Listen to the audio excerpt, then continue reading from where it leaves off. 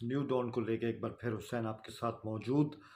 Pope की wedding एक Pakistani film एक अरसे के बाद हमारे सिनेमाज़ में आई है और 10 मई को ये फ़िल्म रिलीज़ हुई। पोपे की वेडिंग की इनफ़रादियत ये है कि अमूमन हमारे यहाँ फ़िल्में चंद ही आती हैं, हमेशा ईद पे आती हैं, साल के आगे-पीछे आती नहीं है। इस बार बगैर किसी इवेंट के ये फ़िल्म आई है और ऑडियंस के सामने। इस फ़िल्म की पब्लिसिटी एक हद तक की गई जितनी टीवी चैनल्स के ऊपर पॉसिबल थी। वैसे अगर आप देखें तो आपको बहुत ज़्यादा इसकी पब्लिसिटी दिखाई नहीं देगी, तो कहीं न कहीं ये पॉइंट थोड़ा-सा इसमें वीक रहा है। बहरहाल हम न्यूज़ की फ़िल्म है और हम न्यूज़ की जो फ़िल्म है, पोपे की वेडिंग को इनकी जो हिदायतकारी दी है वो किन्ज़ा जी ने दी है और उनके साथ हैं अम्मार लासानी। तो इससे पहले भी ये लोग फ़िल्में बनवा चुके हैं, लेकिन कहना पड़ेगा इस बार ये बहुत होमवर्क करके आए हैं। नाम से ही आपको लगता है कि पोपे की वेडिंग में कुछ बहुत ज़्यादा झमेला होने वाला है, कोई बहुत ज़्यादा शोर-शराबा होने वाला है और एक जो है ना कि पंजाबी स्टाइल की शादी है और हमारे यहाँ जब शादियाँ होती है तो उसमें बहुत ज़्यादा गुंजल भी पड़ जाते हैं, मसले हो जाते हैं, कई दफ़ा दुल्हन नहीं मानती, कई दफ़ा दूल्हा नहीं मानता, तो कई बार ज़ालिम समाज बीच में आता है। पोपे जो मेन हीरो है, एक तो उसका नाम पोपे क्यों है, ये भी एक मिस्ट्री जो फ़िल्म के अंदर आपको समझ में आ जाएगी और वो अपने नाम से चिढ़ता कितना है। तो ये बड़ा इंटरेस्टिंग टच दिया हुआ है। सक्सेस मैं यही कहूँगा कि फ़िल्म एक रोलर कोस्टर राइड है। आपको बेपनाह किस्म के इसमें कॉमेडी के एलिमेंट्स मिलते हैं। कॉमिक टाइमिंग एक्टर्स की बहुत अच्छी है, उस पे हम करते हैं बात। लेकिन मैं ये कहूँगा ये एक जुर्अतमंदाना काविश है हम न्यूज़ की अम्मार लसानी और किज़ा जी की, जिन्होंने काफ़ी रिस्क लेके ये फ़िल्म बनाई क्योंकि हमारे यहाँ फ़िल्में वैसे ही कम आती हैं और सबसे बढ़ के क्या वो आपको फ़ायदा भी देंगी। फ़िल्म मेकिंग हमारे मुल्क में कितना फ़ायदा देगी, हमेशा से चैलेंज रहा है। लेकिन मैं समझता हूँ कि ये फ़िल्म एक ताज़ा हवा का झोंका है, एक कंप्लीट फैमिली एंटरटेनमेंट है। अब मैं आपको बताऊँगा कि इस फ़िल्म में एक्टिंग का शोभा कैसा रहा। तो सबसे पहले ये फ़िल्म जो है ये खुशहाल खान के गिर्द घूमती है। जी हाँ, बिल्कुल खैबर पख्तूनख्वा से इनका ताल्लुक है, कुछ ड्रामों में इन्होंने एक्टिंग भी की है। लेकिन ये इनका पहला ब्रेक है, इनको एक बहुत ज़बरदस्त ब्रेक मिला है हम फ़िल्म्स की जानिब से और खुशहाल ने पोपे का रोल किया है। ज़बरदस्त एक्टिंग उन्होंने की है, इस पूरी फ़िल्म में उनके एक्सप्रेशन कमाल के थे, जिस तरह वो ज़हनी दबाव का शिकार होते हैं। तो ये बहुत ही उनके लाइवली किस्म के एक्सप्रेशन थे, उनका एनर्जी लेवल सुपर था और खुशहाल खान इतना फ्रेश फेस है, उनकी एक्टिंग इतनी अच्छी है कि कहीं न कहीं बहुत खतरा था कि वो ओवर एक्टिंग का शिकार हो सकते थे, मगर उन्होंने अपने आप को बचाया। तो जहाँ इमोशनल होना था वो इमोशनल हुए हैं, जहाँ वो बिल्कुल पक जाते हैं वहाँ उन्होंने बेहतरीन एक्टिंग की और सबसे बढ़ के मैं अगेन कहूँगा उनकी टाइमिंग सुपर्ब रही है। तो खुशहाल खान एक अच्छा इज़ाफ़ा है और मैं समझता हूँ कि फ़िल्म के हिसाब से हमें एक फ्रेश चेहरा मिला है।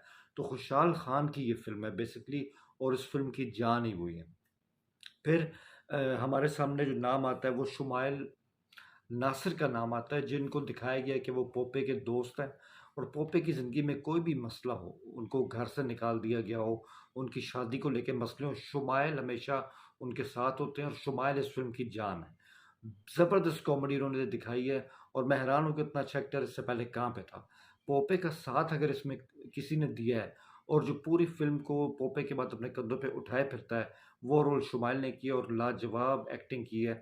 और मैं यही कहूँगा उनकी कॉमेडी पे जो उनकी ग्रिप है, वो इतनी अच्छी थी कि उन्होंने अपने आप को ओवर एक्टिंग से मुकम्मल बचा के रखा है। फिर एक नई एक्ट्रेस सायरा एजाज़ इसमें आई हैं और सायरा एजाज़ एक फ्रेश फेस हैं। पहली फ़िल्म में उनका एतमाद देके कहीं से नहीं लगा कि वो एक्टिंग में बिल्कुल नहीं है। बहुत ही पुरएतमाद उन्होंने एक्टिंग की है और बहुत सारे स्विंग्स थे उनके किरदार के अंदर, जिसको बहुत ही खूबसूरती के साथ उन्होंने अंजाम दिया। तो सायरा एजाज़ एक बहुत अच्छा इज़ाफ़ा है। फिर इस्लामाबाद आपको याद होगा कि पीटीवी के ज़माने में जब प्राइवेट चैनल्स इतने आए आए नहीं थे तो हर सेंटर के एक्टर्स का हमें पता होता था, ये लाहौर सेंटर का है, ये इस्लामाबाद का है, ये कोयटा का है। तो इस्लामाबाद सेंटर के उस दौर के कई एक्टर्स को फ़िल्म में चांस दिया गया क्योंकि फ़िल्म की शूटिंग की लोकेशंस इस्लामाबाद की हैं, ज़बरदस्त हैं और जो रूरल इस्लामाबाद का इलाका दिखाया गया वो बहुत ही खूबसूरत है। तो उन एक्टर्स ने भी एक बार फिर साबित किया है कि आज भी उनकी एक्टिंग में जान है, अगर उनको मुतवातिर चांस दिया जाए। तो ये हैं इसके किरदार। और सबसे बढ़ के सबसे अहम किरदार जो है जिस पे फ़िल्म बेस कर रही होती है, जो फ़िल्म के क्लाइमेक्स के लिए अहम है, फ़िल्म के सस्पेंस को लेके साथ चलते हैं, वो है इसमें नाज़िश जहांगीर का किरदार। उन्होंने किरदार कैसे किया मैं आपको अभी बताऊँगा, लेकिन उससे पहले अगर इस फ़िल्म की स्टोरी के ऊपर बात करें तो फ़िल्म की स्टोरी जो है वो एक रवायती स्टोरी है, लेकिन ट्रीटमेंट बहुत अच्छा है। जैसे मैंने कहा कि फ़िल्म का एनर्जी लेवल बहुत कमाल का है और दिखाते हैं कि एक इस्लामाबाद की पीर फैमिली है, देहात में रहती है और उनका बेटा है पोपे जो कि इंग्लैंड में रहता है। वो अपने बाप जो बाप का किरदार अदा किया है पीर साहब का रोल रेहान शेख ने अदा किया है, वो अपने बाप से बहुत तंग है, उसके अपने बाप से नहीं बनती, क्योंकि ये बहुत ज़्यादा कंजर्वेटिव फैमिली है। यहाँ पे तो शादी से पहले लड़का हो या लड़की हो पूछा ही नहीं जाता, बल्कि जो उनसे शादी कर रहा है या कर रही है उनकी शक्ल भी दिखाई नहीं जाती। तो ऐसे माहौल से भाग गया पोपे और वो इंग्लैंड चला गया जहाँ उसको गोरी पसंद आ गई।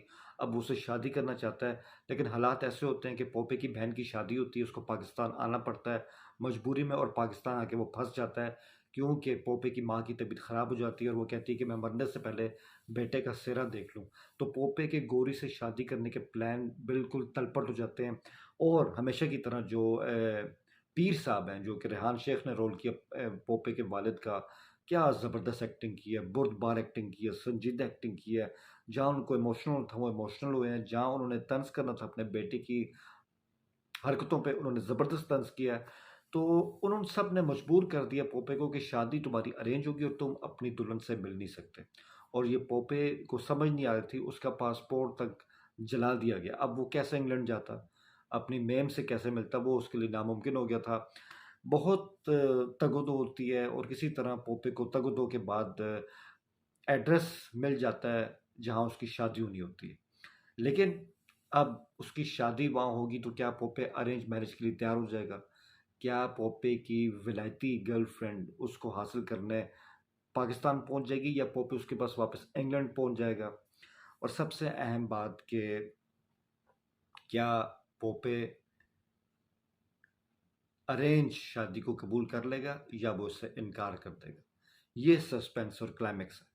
तो मैं समझता हूँ अगर हम सस्पेंस की बात करें, क्लाइमेक्स की बात करें, तो वो यही था कि पोपे की शादी किससे होती है और ऐसे में एक लड़की उसकी ज़िंदगी में आती है इस दबाव के अंदर, जो रोल नाज़िश जहांगीर ने अदा किया है और नाज़िश जहांगीर ने इसमें आयशा का किरदार अदा किया है। आयशा अपने आप को शो करती हैं कि वो पोपे की होने वाली बीवी की दोस्त हैं। वो पोपे की एक हद तक इमदाद भी करती हैं, लेकिन कहती हैं कि तुम्हें सब्र करना होगा, हर चीज़ अपने वक़्त पे अच्छी लगती है और वालिदैन की मर्ज़ी को मान लेना चाहिए। तो कहीं न कहीं पोपे का अपने वालिदैन से झगड़ा भी होता है, बहुत सारे ट्विस्ट टर्न्स हैं और आखिर में जब उनको पता चलता है मरता क्या ना करता, उनको अपने वालिदैन के आगे झुकना पड़ता है और वो कहते हैं मैं अपने वालिदैन की खुशी के लिए अरेंज शादी करने को तैयार हूँ। और मज़े की बात है जब वो घूंघट उठाते हैं तो सामने आयशा होती है, यानी कि नाज़िश जहांगीर, और यही होती हैं वो पूरे सस्पेंस को लेके चल रही थी फ़िल्म में कि पोपे की शादी किससे होगी। तो बहुत ज़बरदस्त इस फ़िल्म का ट्रीटमेंट रहा है। जैसे मैंने सबकी एक्टिंग की बात की तो आखिर में मैं यही कहूँगा कि नाज़िश जहांगीर का किरदार बहुत एक तो लिमिटेड रखा गया है। मुझे लगा कि वो गेस्ट एक्ट्रेस के तौर पे बीच में आई हैं। उनका किरदार लार्जर दैन लाइफ़ होना चाहिए था, वो फ़िल्म की हीरोइन थी। तो कहीं न कहीं वो इस फ़िल्म में बहुत कम दिखाई दी गई हैं, जो मैं समझता हूँ एक ख़ामी है, इसको दूर किया जाना चाहिए। तो नाज़िश जहांगीर का जो रोमांटिकपन है वो एक हीरोइन के तौर पे आना चाहिए था। ड्रामा एक्ट्रेस वो बहुत कमाल की हैं। हमने उनको फना में देखा है, हमने उनको जिनज़ादा में देखा है, इससे पहले हमने उनको शिकार में देखा है और बहुत ड्रामे में उन्होंने काम किया, नेगेटिव रोल भी किए, लेकिन ये रोल मुकम्मल तौर पे था, जहाँ उनको प्रूव करना था एक रोमांटिक एक्ट्रेस के तौर पे, कॉमेडी का एलिमेंट लिए, तो उनके रोल को बहुत ज़्यादा स्क्वीज़ किया गया है, जिसकी मुझे समझ नहीं आई है। अच्छा, बहरहाल अगर हम इसमें देखें कि मज़ीद ख़ामियाँ क्या हैं, तो फ़िल्म जिस सस्पेंस को लेके चल रही है कि आखिर पोपे की शादी किससे होगी? उसकी दुल्हन कौन है? कैसी दिखती है? वो सस्पेंस जब बीच में नाज़िश उसकी दोस्त बन के आती हैं पोपे की, तो कहीं न कहीं वो सस्पेंस आपको पहले ही पता चल जाता है कि यही वो है, जो अपनी शनाख्त को छुपा रही है पोपे के सामने। और तो क्लाइमेक्स में जब आके उनका घूंघट उठाते हैं और वो नाज़िश को देखते हैं, तो वो हैरान भी होते हैं और वो खुश भी होते हैं और अपने बाप के शुक्रगुज़ार भी होते हैं। लेकिन सवाल है कि इस सस्पेंस का क्या फ़ायदा जो सिर्फ़ पोपे के लिए था और ऑडियंस को पहले ही पता था। सस्पेंस की बेसिस कमज़ोर थी, उस वज़ह से क्लाइमेक्स बहुत ज़्यादा प्रेडिक्टेबल हो गया। और ये फ़िल्म का ट्रीटमेंट था जो इसको लेके चल रहा था। फिर इस फ़िल्म में कहीं न कहीं एक्शन के सीक्वेंस भी होने चाहिए थे। आप पंजाब का कल्चर दिखा रहे हो और जब पंजाब का कल्चर आता है तो कहीं न कहीं हल्का-सा एक्शन सीक्वेंस, पोपे का एक एक्शन स्टाइल उसकी भी गुंजाइश बनती थी, जो बिल्कुल दिखाई नहीं गया। चाहे वो एक आध सीन ही होता, लेकिन उसकी जगह इसमें बनती थी। फिर एक और बहुत बड़ी ख़ामी है कि यार अब एक अच्छी फ़िल्म बनाई है आपने, एक अच्छी फ़िल्म बनाई है, लेकिन आप उसमें बॉलीवुड के मकालों को तड़का क्यों लगा रहे हो? नाम तो याद रहेगा। इस तरह की बातें, यानी कि डीडीएलजे डायरेक्टर के माइंड में फँसी है और वो उसके जो डायलॉग्स हैं वो अपने हीरो हीरोइन से बुलवाना चाह रहे हैं। तो ये बहुत बड़ी ख़ामी है, अपने मकाल में जनरेट करें। अच्छे लिखारियों को लाएँ। आपको बॉलीवुड की नक्काली करने की क्या ज़रूरत है? ये बिल्कुल ही बेसुरोपा किस्म की चीज़ रही है। बहरहाल मैं यही कहूँगा ओवरऑल एक बहुत अच्छी काविश है और फ़िल्म का स्क्रीन प्ले इतना अच्छा है कि आप एंगेज रहते हैं फ़िल्म के साथ। कॉमेडी सीन बहुत अच्छे डाले गए हैं और यही इस फ़िल्म की जान है। तो मैं यही कहूँगा कि ओवरऑल ये फ़िल्म खुशहाल की फ़िल्म है। इसको ज़रूर देखिए सिनेमा में जाके। आखिर में यही कहूँगा अफ़सोस की बात है कि मासिवाए इसकी कास्ट चंद चैनल्स पे गई। इस फ़िल्म से पहले उन्होंने इस फ़िल्म के प्रोमोस के बारे में बताया, लेकिन ये काफ़ी नहीं था। हमारे ओवरऑल मीडिया को अपनी फ़िल्मों को सपोर्ट करना चाहिए, जो कि नहीं किया गया। आप अपना प्रिंट मीडिया देख लें, अभी तक मैंने बहुत कोशिश की आज की डेट तक कि मुझे यूट्यूब के ऊपर कोई ऐसे रिव्यूज़ मिले पोपे की वेडिंग के ऊपर, जो मुझे मिल नहीं सके। तो मुझे बड़ा अफ़सोस हुआ कि इंडिया की कोई फ़िल्म आती है, तो उस पे हर बंदा फ़िल्म क्रिटिक बन जाता है। अपनी फ़िल्म एक आती है और एक अच्छी फ़िल्म आती है, एक फैमिली एंटरटेनमेंट ड्रामा, तो उसको हम इतना प्रमोट नहीं करते। किसी को पता ही नहीं है कि यार ये फ़िल्म कब आई है और कब ये मतलब कब तक रहेगी। लेकिन मैं ये कहूँगा कि इस फ़िल्म को प्रमोट करें, ये ज़बरदस्त फ़िल्म है। क्योंकि जो तासुर है ना आखिर में मैं ये कहूँगा कि हमें अपनी फ़िल्मों में ड्रामा दिखाई देता है। इस बार वो कोशिश नहीं हुई है। ये डायरेक्टर्स की कामयाबी है कि उन्होंने फ़िल्म को फ़िल्म रहने दिया है, हमें ड्रामे का इम्प्रेशन नहीं मिला।